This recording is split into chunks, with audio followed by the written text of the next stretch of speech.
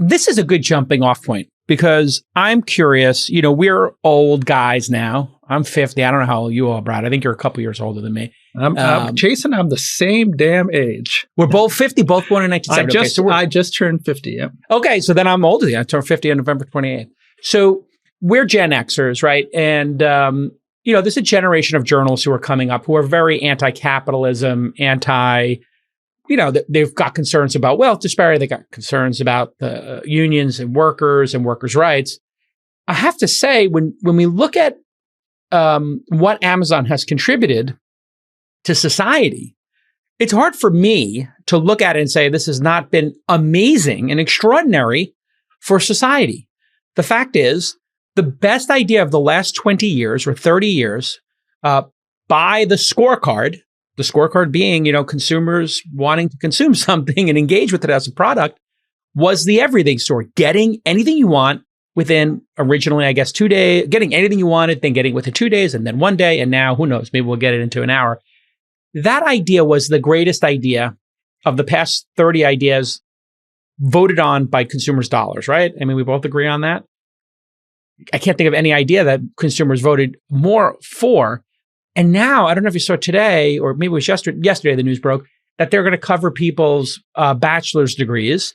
Right. They pay double minimum wage, the federal minimum wage. They didn't have to be, harangued into doing that. They just did it. They're fighting to get workers there. And you hear, Elizabeth Warren and AOC attacking, and trying to protect the workers of Amazon. I don't hear the workers of Amazon complaining at all. And then you had that New York Times story where they said, all these people had the worst possible traumatic PTSD experience at Amazon, but you know more Amazon workers and Amazon executives than anybody in terms of interviewing. I don't think there's a single person on the planet outside of Amazon's HR department who has interviewed more executives. You know how fiercely loyal and how much they love Jeff and the company. So how do you look at it just as a chronicler of this, putting aside your hat at Bloomberg? Sure. As a chronicler, do you look at Amazon as good for society and good to its workers, executives down to the people working in the factories? Right. I would not have written 2 books and devoted a large portion of the last decade of my life in my 40s to chronicling this company if I just wanted to kick it in the knees, if I thought it was a nefarious presence in society. I'm a Amazon Prime member. I'm an Alexa owner. I watch the movies and the TV shows. So, I'm a customer. At the same time, I think both things are true. It's an amazing company, but like a lot of tech companies, right? It's grown, it's created a platform, and globalized and moved at a speed and left a trail of destruction and had to account and is accounting now, for some of the mistakes it's made. I mean, what is the trail of destruction? Right. Well, there's a number of different dimensions. I mean, one, it's, creating a globalized marketplace and reducing the friction, creating a self-service system for sellers around the world, reducing all friction to selling, and now spending billions of dollars to fight counterfeits and fraud and ensure that the items are safe, right? I have a chapter on that. There's, to pick one. Just to unpack that for a second, there's an unintended consequence of when you take all friction out of people selling, specifically the third-party sellers, where they let anybody sell on their platform, which is, I think you would agree, like an incredible decision they made.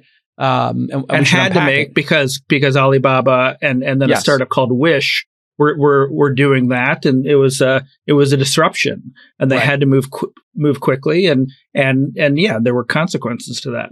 And the consequence is, hey, somebody who's working at a factory who made this incredible startup's product might at night run the factory for somebody else, make a knockoff version, and Amazon, let's be honest, probably turned a blind eye to it for a while. Is that what you discovered? Totally. Or added a lithium-ion battery that exploded into flames when you plugged it in.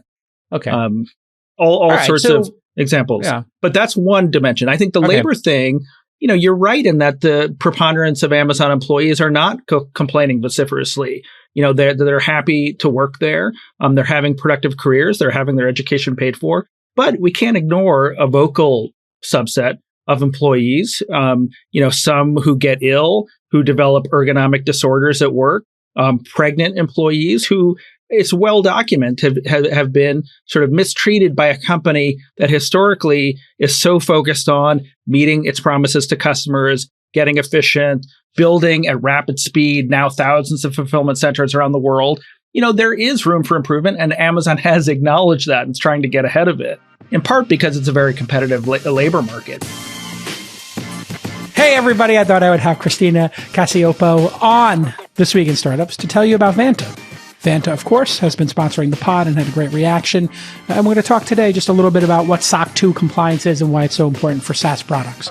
Welcome to the pod, Christina. Thank you so much for having me. How long does this typically take?